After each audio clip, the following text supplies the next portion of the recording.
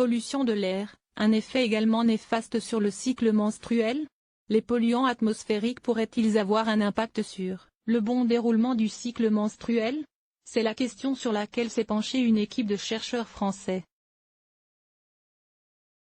Ces derniers ont observé une association entre la concentration de particules fines dans l'air et la durée de la phase précédant l'ovulation dite phase folliculaire, qui tend à augmenter avec les niveaux de pollution. Ces résultats incitent à mettre en place des études à plus grande échelle afin de les confirmer.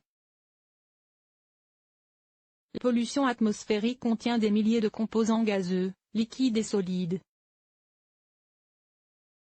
De nombreuses études ont déjà démontré les effets toxiques de plusieurs de ces composants et en particulier des particules fines. Une fraction de ces polluants inhalés peut en effet atteindre la circulation sanguine, le cœur, le cerveau et les organes reproducteurs.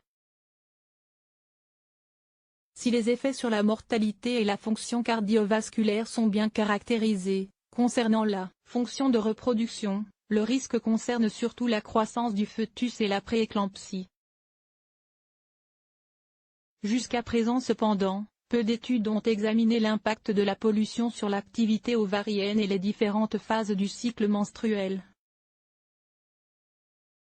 Le cycle menstruel est divisé en deux phases principales séparées par l'ovulation, la phase folliculaire, qui correspond à la croissance d'un ovocyte jusqu'à l'ovulation, et la phase lutéale, qui se situe après l'ovulation.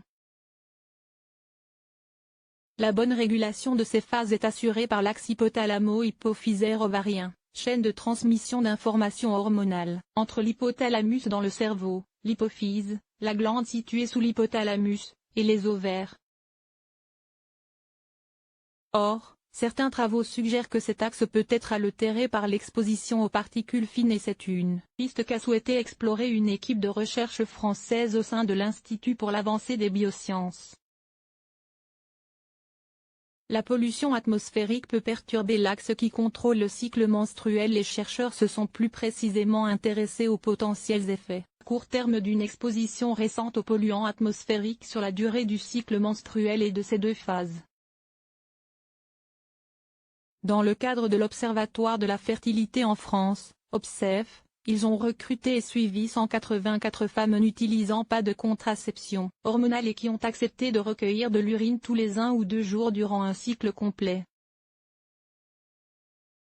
Des dosages hormonaux ont permis d'évaluer le jour correspondant à l'ovulation et de quantifier la durée de la phase folliculaire et de la phase lutéale et les niveaux de pollution à l'adresse de leur domicile ont été estimés et moyennés durant les 30 jours précédant le cycle.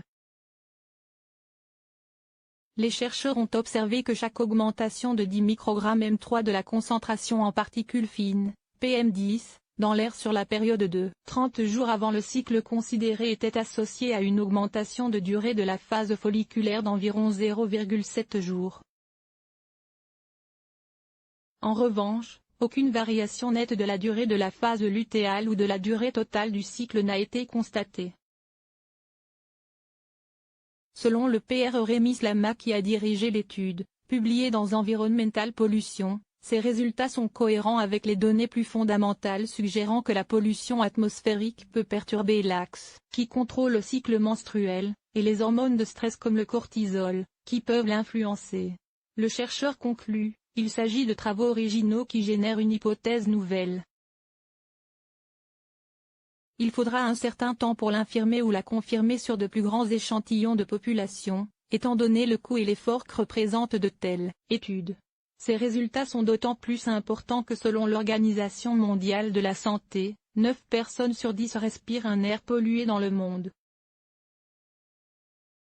Et d'après ces estimations, 7 millions de décès surviennent chaque année à cause de l'exposition aux particules fines contenues dans l'air pollué. Et pour cause, la majorité de la population mondiale vit dans des endroits où ces lignes directrices relatives à la qualité de l'air ne sont pas respectées.